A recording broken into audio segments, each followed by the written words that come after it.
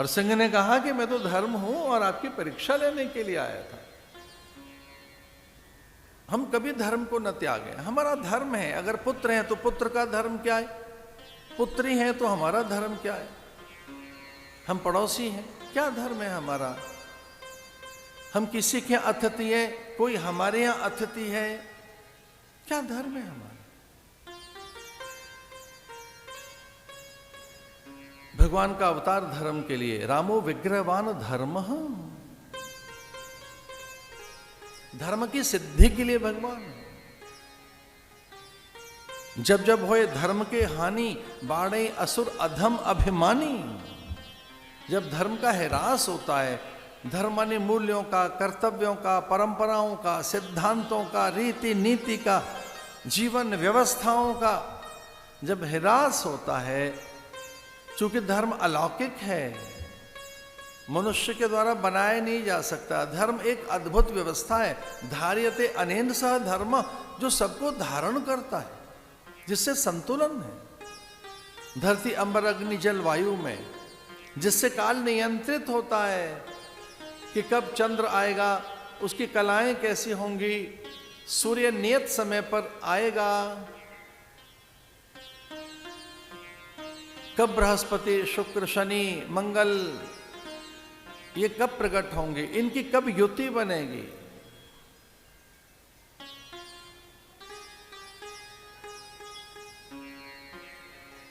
और उसी का एक व्यावहारिक रूप भक्ति भी है।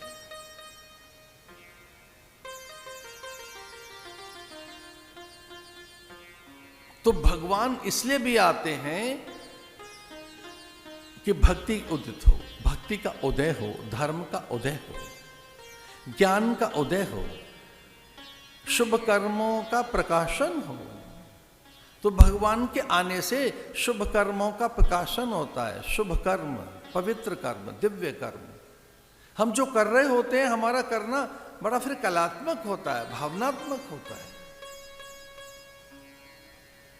जब आप मंदिरों में, गुरुद्वारों में सेवा कर रहे होते हैं, वहाँ बुहारी की सेवा, जूते जोड़ों की सेवा, अन्न परोसने की सेवा, औषधि वितरण की सेवा, तब कुछ और भाव होता है आपका। वहाँ अनुचर, नौकर, चाकर, वेतन भोगी भी ये तो कार्य कर ही रहे होते हैं। हमारे देखते देखते इन 30, 40, 50 सालों में नई चीज दिखाई दे रही है।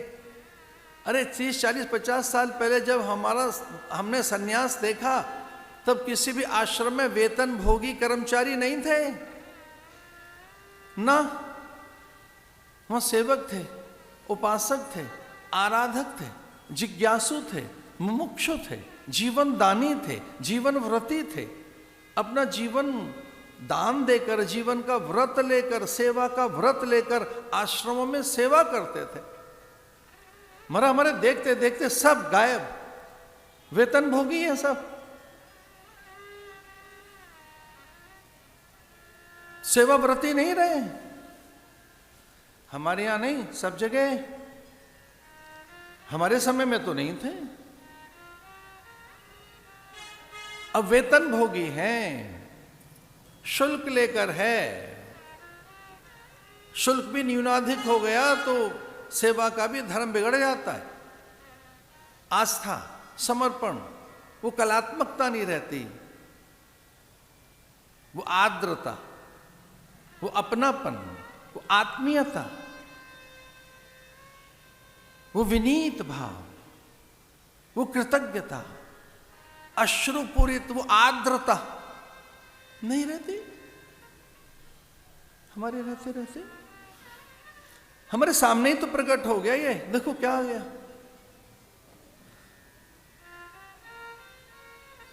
तो जो कार्य है, एक पत्थर तोड़ रहा है तो कह रहा है मैं भाग्य फोड़ रहा हूं, दूसरा कह रहा है कि मेहनत मजूरी है, और तीसरा कह रहा है कि आज सेठ की बारी थी तो सेठ तो आए नहीं, मैं उनकी जगह पत्थर तोड़ने आया हूं चूंकि आश्रम बन रहा है। और चौथा लगाए सेवा में सेठ।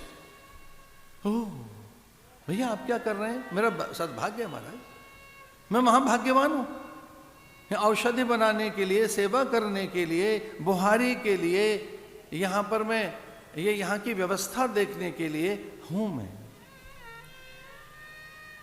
जब जब धर्म का ह्रास होता है तब ये चीजें प्रकट होती हैं। हमारे देखते देखते ये हो रहा है। कहां गई सेवा, समर्पण, अपनापन, आत्मीयता, अनुग्रह, एकात्मता? कि अनुग्रह मेरे ऊपर भगवान का, क्या मैं सेवा मिली है? मैं धन्य हूं कि मुझे सेवा मिली। जब ये मूल्य चले जाते हैं तब भगवान आते हैं, भक्ति लेकर, धर्म लेकर। बाणे असुर अधम अभिमानी,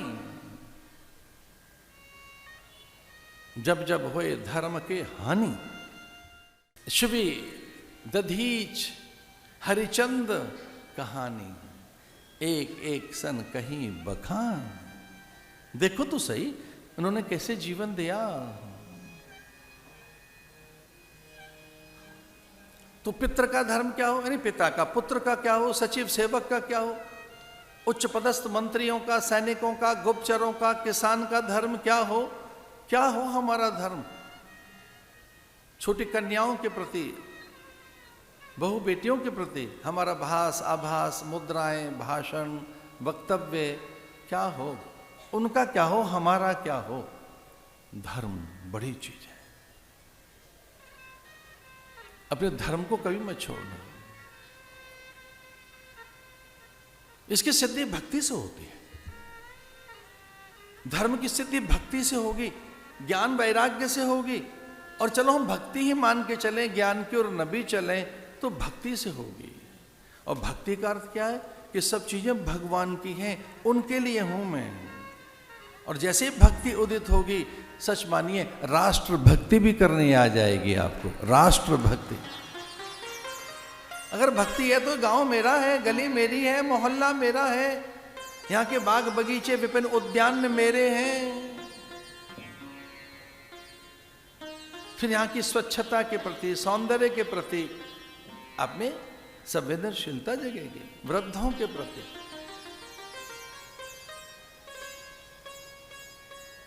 हमें तो बार बार कहना पड़ता है कई बार समूह में कि मौन रहिए, शांत रहिए, व्यवस्थित रहिए, मर्यादित रहिए, एक दिव्य आचरण में रहें। एक सदन है, ये यहाँ संत बैठे हैं, यहाँ वृद्ध बैठे हैं, यहाँ शील वृद्ध, ज्ञान वृद्ध, वयोवृद्ध बैठे हैं, ये भक्त और साधकों का समूह है। कृपया यहाँ लौकिक चर्चाएं न करें। संतों के संवाद तनिक से ठहर जाए तो सांसारिक चर्चा शुरू हो जाती है। इतना संसार हमारे मन बुद्धि में बसा है। जानते हो कर्म पहले कहां से होता है? कौन है जो सबसे पहले कर्म करता है? कर्म की गति कहां से है? हाथों से नहीं होता, ना ना ना, पैरों से नहीं होगा। कुछ काम हाथों से बाद में होता है, पैरों से चलकर बाद में होगा। जिह्वा से पहले होता है कर्म, पहले जिह्वा से होगा। जिह्वा माने वाणी। कर्म का पहला आधार वाणी है। कर्म तब होगा जब ऊर्जा होगी, कुछ करोगे तब जब शक्ति होगी, कुछ करोगे तब जब आप में चेतना होगी। सोया आदमी क्या करेगा? जो सोया हुआ वो तो कुछ करेगा नहीं। तो जैसे ही आपकी निद्रा भंग होती है तो जिह्वा पर अग्नि उत्पन्न होती है, ऊर्जा, और वो कर्म के लिए प्रेरित करती है। तो हमारे शास्त्रों ने कहा कि इससे पहले नियंत्रित करो। कर्म पहले जिह्वा से होता है, वाणी से होता है, और वाणी के पास आता है मन से, फिर वो हाथों तक पहुंचता है। तो जिह्वा पर धर्म लाओ, भक्ति लाओ, भजन लाओ।